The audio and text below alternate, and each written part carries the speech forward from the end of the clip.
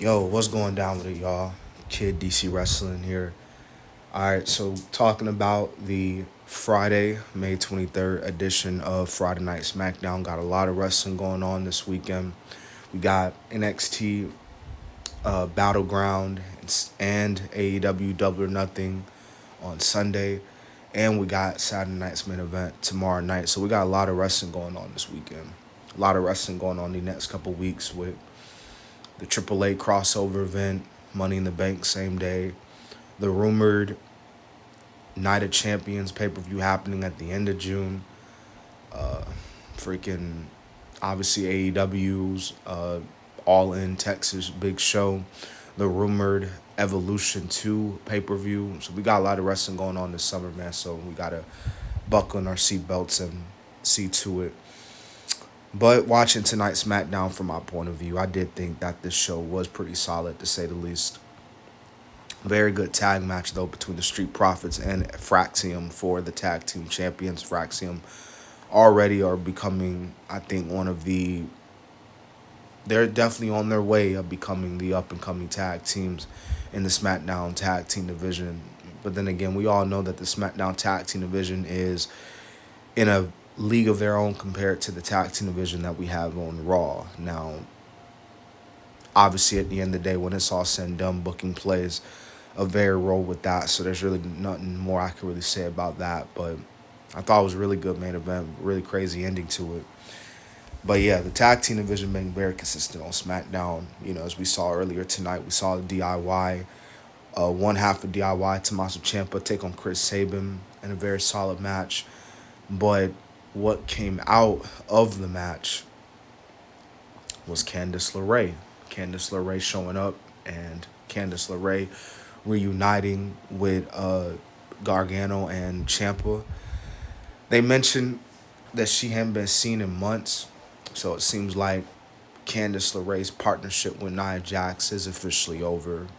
I guess there is no more to benefit from that relationship anymore, and we'll definitely see where they go with Candice being with her husband and and Ciampa.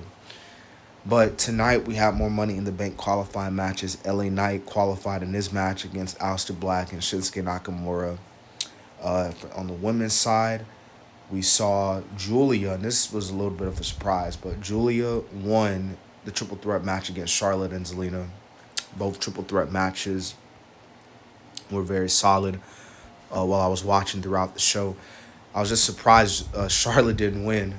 Now, unless they do a loser's chance match, which if they do that, then I do think Charlotte will end up winning that one. But then again, I don't know what they're gonna do. But so far, the lineup for both the men and women's Money in the Bank this year is looking pretty solid for the most part. Uh, I honestly thought that the R-Truth promo was very good. R-Truth spoke a lot of truth in his promo, and I liked how he said that he was gonna beat the hustle, loyalty, and respect in his childhood hero. I like that. R-Truth and John Cena tomorrow night, Saturday night's main event.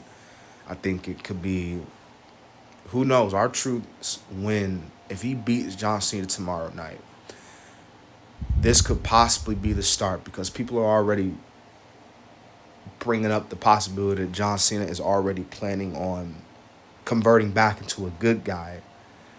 So who's to say if R-Truth beats him tomorrow, we get a little bit more of that teaser that John Cena, because let it be known, and I'll say this right now, I don't think John Cena is for sure going to end out his career as a heel. He is most definitely, if not in his last match, definitely before his last match, John Cena is possibly going to turn face again.